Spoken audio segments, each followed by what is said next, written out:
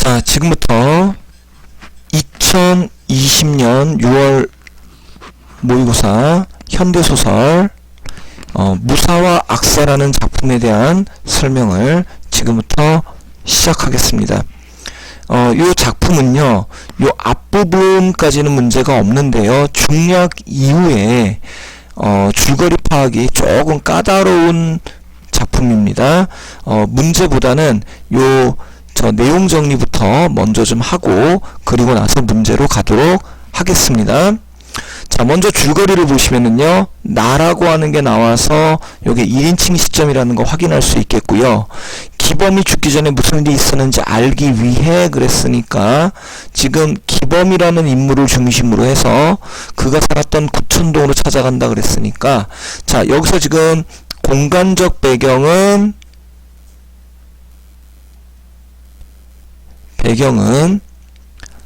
지금 구천동이라고 하는 장소가 되겠고요. 그 다음에 나라는 인물이 나오고요. 그 다음에 기범이라는 인물이 나오네요. 자, 그 다음에 그 기범 행적을 잘 알고 있는 임씨를 만나 사연을 듣기 전에 일규의 장례식이 후에 있었던 기범과의 과거의 일을 회상한다. 자, 과거의 일을 회상한다니까 이게 과거라는 걸 알 수가 있겠고, 자, 그 다음에 지금 여기는 그러면 첫 번째 나오는 장면이 과거, 줄거리 부분에서 얘기하는 건 나하고 임씨가 만나서 누구에 대한 거요? 지금 기범에 대한, 이 기범에 대한 정보를, 임씨로부터 기범에 대한 정보를 듣고 싶은데 지금 나라고 하는 인물이 과거의 사건을 지금 회상하는 장면으로서 지금 되고 있습니다. 그래서 보면 네가 일규를 어떻게 하냐, 내깐게 뭘 한다고 감히 일규를 입에 올리냐. 기범은 순간 잔을 던지고 미친듯이 웃기 시작했다. 자, 지금 요 줄거리 다음에 나오는 첫 번째 단락은 지금 나하고 기범의 대화입니다. 그리고 과거 장례식이고요.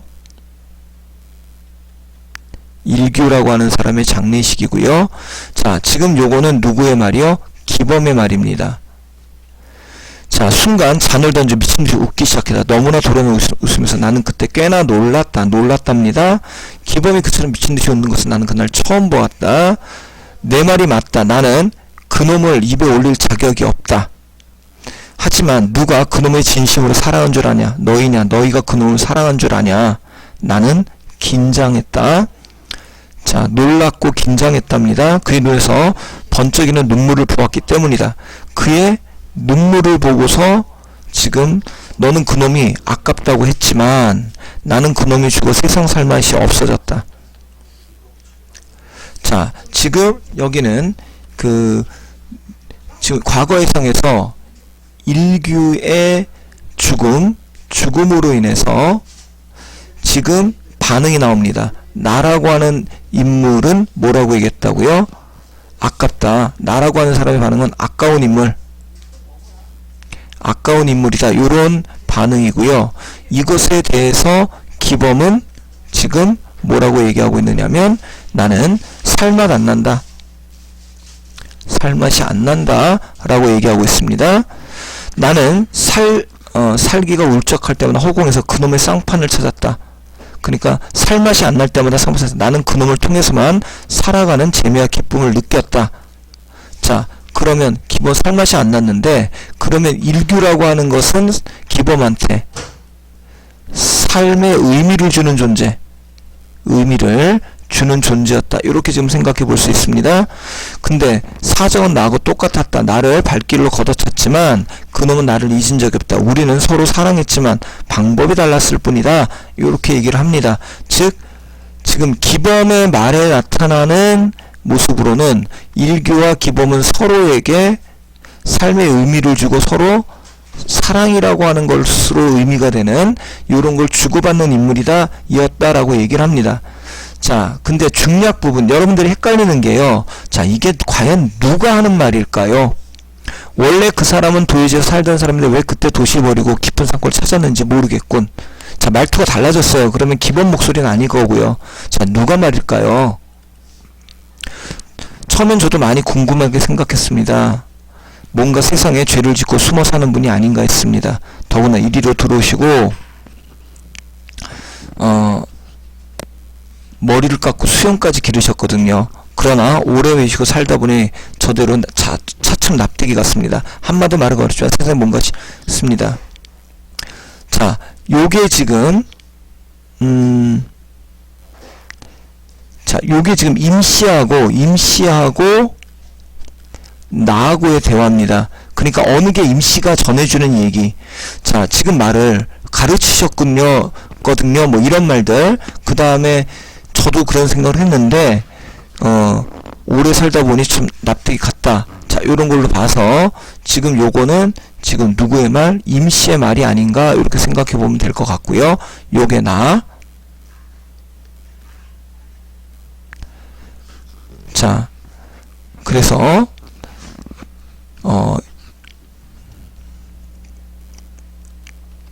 지금 여기서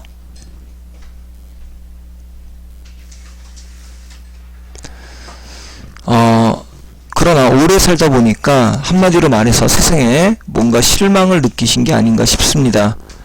본인이 그런 말 한 적 있어. 과거 얘기는 좀치 않으신데 언젠가 내게 그 비슷한 말씀하는군요. 듣겠다 해서 개변 같지만 그분은 남하고 다른 묘한 철학을 가지고 있었다. 자, 묘한 철학이요. 자, 그분은 세상이 어지럽고 더러운 때는 구하는 방법은 한 가지밖에 없다. 자, 구하는 방법. 그것은 세상을 좀 더 썩게 하는 것이다. 썩게 하는 것이다. 묘한 철학. 자, 그러니까 자, 기범이라는 인물은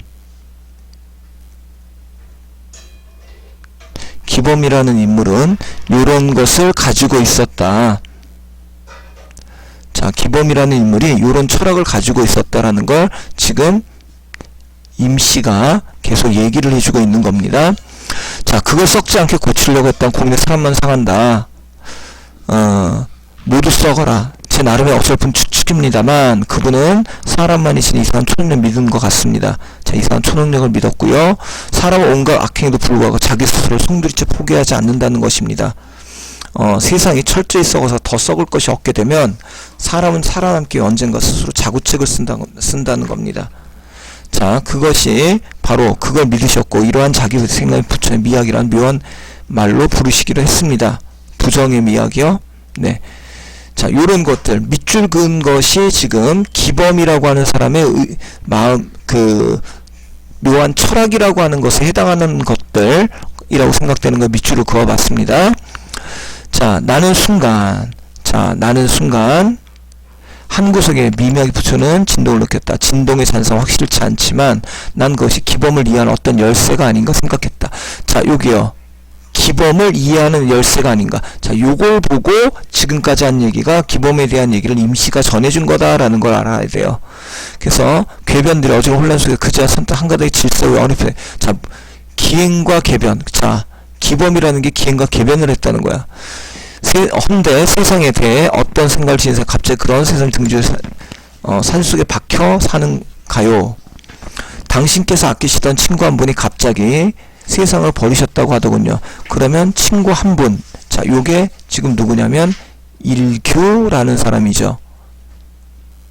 자, 그게 내가 산속에 박힌 이유랍니다. 일규가 사망한 게 이유가 되고 그때 아마 충격을 받고 이리로 들으신 게 아닌가 싶습니다. 그 친구가 그분 언제나 미련한 놈이라고만 부르셨습니다.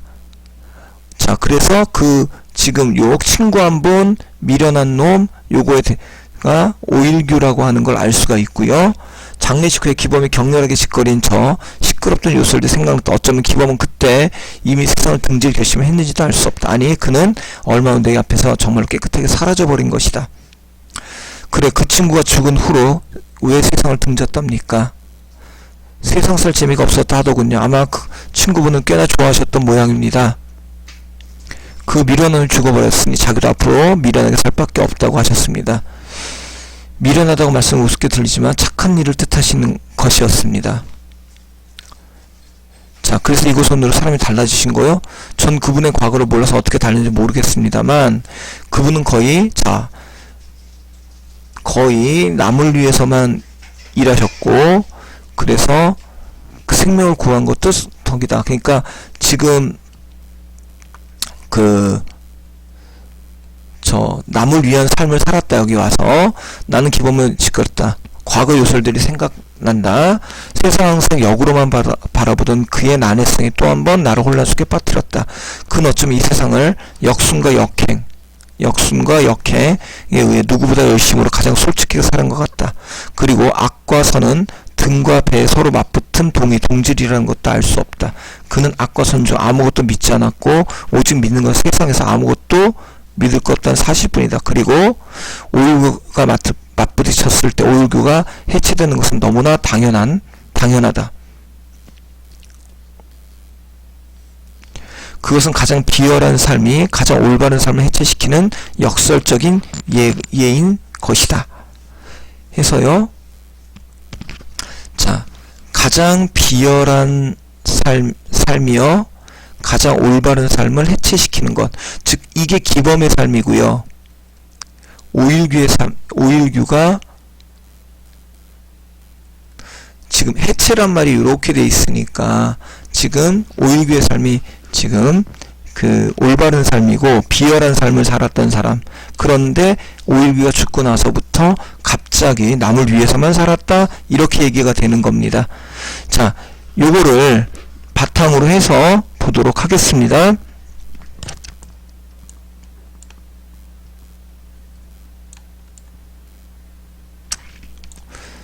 자, A의 서술상 특징이라고 지금 얘기를 하고 있는데요. 보면 이야기 내부의 서술자, 즉 나라는 인물이죠. 여긴 나라고 해야죠. 외부의 서술자 아니고요. 서술자가 인물의 행동을 지금 객관적으로 서술한다 그랬는데 지금 요거는 나의 판단이 들어갑니다. 따라서 객관적이라고 얘기할 수 없고요. 그래서 내부의 서술자의 관념적인 평가. 자, 관념적이라는 건 어떤 의미, 여기요. 올바른 삶을 해체시킨다, 비열한 삶, 요런 것들. 해서 의미를 부여했다 정도로 이해하면 될 것 같습니다. 일단 여기서는 나 1인칭 시점이니까 요 세 개는 답이 될 수 없고요. 그 다음에 내부의 서술자, 그 다음에 객관적. 판단이 들어갔으니까 객관적 안 되고요. 그래서 2번이 답이라는 것 확인해 볼 수 있겠습니다. 자, 그 다음에 서사 흐름을 고려해서 기억 미음에 대한 이해로 적절하지 않은 것. 자, 도련한 웃음을 보이다가 눈물을 보이는 것은 갑작스런 변화. 자, 보진 않았지만 감정 변화요. 웃다가 울다가요. 예, 맞는 말이 되겠고요. 그 다음에 니은이요. 신원이 미심쩍다고 의심하는 상황에서 그 외모가 의심을 가중한다는 생각이 담긴 말. 자, 니은 보겠습니다.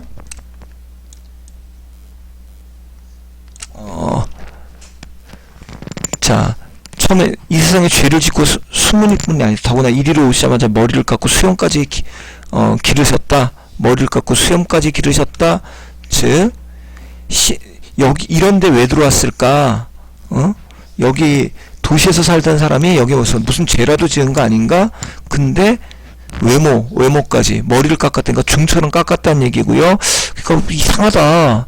근데 왜 이상한 짓을 하지? 뭐 이런 겁니다. 여기 의심 가중 정도. 그 다음에 모두 썩어라. 이상한 세상을 보는 이상한 눈입니다. 일반적 관점이 아니죠. 모두 다 썩어야 세상을 그걸 구할 수 있는 거다라고 생각했다니까 이상한 거고요. 그 다음에 리을이 뭡니까? 아니 그는 얼마 후에 정말로 깨끗이 사라져버린 것이다. 죽었다는 얘기일 텐데 약속에 대한 놀람을 드러내고 있다요. 곧바로 실행에 옮긴 행위에 대한 놀라움이요.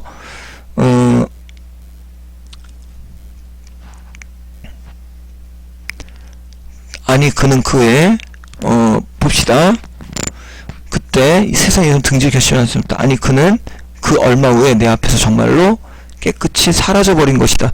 얼마 후에 사라져버렸다. 요거는 놀라움으로 보기는 어렵고요. 그 다음에 저기 앞에 표면적들 그 속에 숨은 뜻을 파악한 우호적 해석이다. 그래서 지금 당신이 미련하다고 말씀하신 건 우습게 들리겠지만 착한 일을 뜻하시는 것이었습니다. 그러면 표면적인 것은 난 미련한 사람이야. 근데 그건 착한 일이야. 자, 착한 일, 좋은 의미를 담고 있는 것이다. 예, 5번 맞겠고요. 요거는 놀라움으로 보기는 조금 무리가 있다고 지금 보고 있는 것 같습니다. 나는 놀랍다기보다는 정말로 사라졌어. 그 말이 맞은 거야. 정도. 그런 정도니까 놀랍다고 얘기하는 거는 좀 무리가 있을 것 같습니다. 자, 그 다음에요. A와 B. 자, A가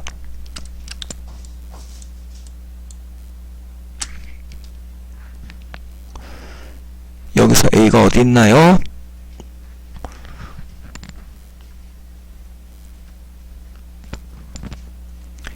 A가 네, 여기요. 묘한 철학이요. 그 다음에 A가 묘한 철학이고요. B가 요설이요. 자, A가 묘한 철학, 그 다음에 B가 요설. 자, A에 대한 나의 이해는 기범에 대한 나의 인식이 전환되는데 기여한다. 예, 지금 저 묘한 철학, 그걸 이해함으로써 지금 여기 기범이 이해하는 상황이 된다라는 거죠. 그러니까 지금 요거는 인식전환, 지금 요거가 맞다고 봐야 될 것 같습니다. 기범을 부정적으로 봤는데 지금 보니까 그게 아니더라, 뭐 이런 거거든요. 내가 꺼낸 것은 기범에 대한 오해를 풀 목적 아니고요. 그래서 지금 이 묘한 철학 얘기하는 거는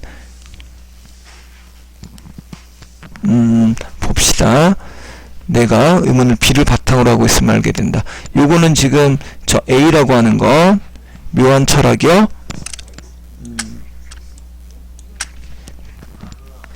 지금 누가 하는 말? 그 임씨가 그 묘한 철학을 가지고 계셨다 해서 기범에 대한 요 이해를 돕고 있는 거니까 그 얘기를, 임씨의 얘기를 듣고 이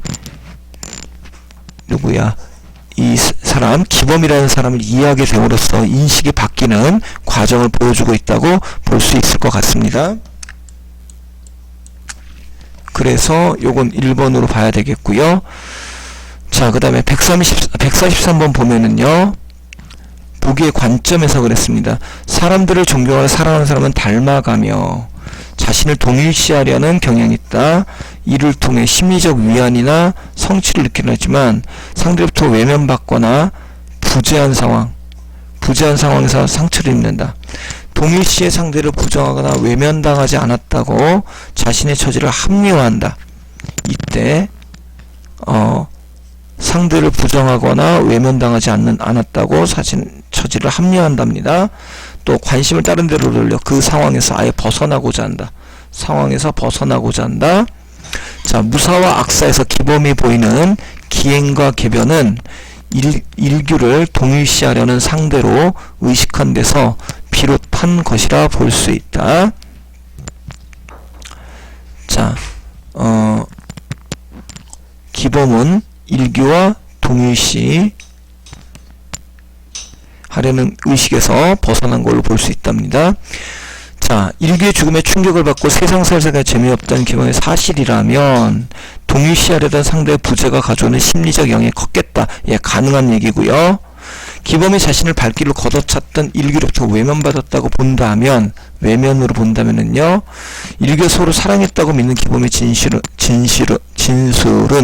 자신의 처지를 합리화하려는 의도에서 나온 말이다. 자, 지금 보니까 부재하면서 이 상처를 입고 그것을 외면당하지 않았다고 합리화한다. 즉, 우리는 서로 사랑한 거야. 이걸 외면하지 않으려고 한 말로 지금 본 거다. 예, 가능한 말이겠습니다. 울적할 때마다 일규를 떠올리며 삶의 재미와 기쁨을 얻었다는 동일시의 결과로 이해한다면 심지어 위안을 얻었다. 예, 가능한 말이고요. 죽음이 기범이 도시를 떠나 높은 산골에 정착한 계기였다고 본다면 사라진 상황에서 다른 데로 돌려, 그러니까 다른 일을 하고자 하는 걸로 본다면 맞는 말이겠습니다. 그 다음에 일규를 입에 올릴 자격이 없다는 것이 동일시의 대상에 대한 존경심의 표현이라면 사람만이 지닌 이상한 초능력에 대한 기범의 믿음을 동일시를 통한 성취감에 해당한 성취감이요? 지금 이거는 지금 그 존경심이니까 이상한 초능력에 대한 기범의 믿음은 동일시를 통한 성취감, 내가 뭔가 얻었단데, 지금 여기는 그 이상한 초능력은 지금 뭐냐면 그 사람만이 지닌, 사람은 온갖 악행에도 불구하고 스스로를 송두리째 포기하지 않는 것, 이것이 지금 초능력이라고 지금 얘기했거든요. 그렇다면 이거하고 지금 여기서 얘기하고 있는 것, 입에 올릴 자격이 없다, 즉 뭐냐면 일규라고 하는 기범이 부정적인 인물이고요, 일구가 긍정적인 인물, 그렇게 봤을 때 이 자격이 없다, 나는 이 사람을 그 존경심의 표현, 더 나은 사람이야, 나는 그보다 못한 사람이야, 이렇게 본다면 그 이상한 초능력이 기범의 믿음은 동일시에 대한 성취감, 뭔가를 이루었다라는 게 지금 말이 안 되죠. 부재와 지금 관련되는 내용이라서 지금 5번 연결 지을 수 있는 말이 없습니다. 따라서 5번이 답이라는 건 생각해 볼 수 있겠습니다.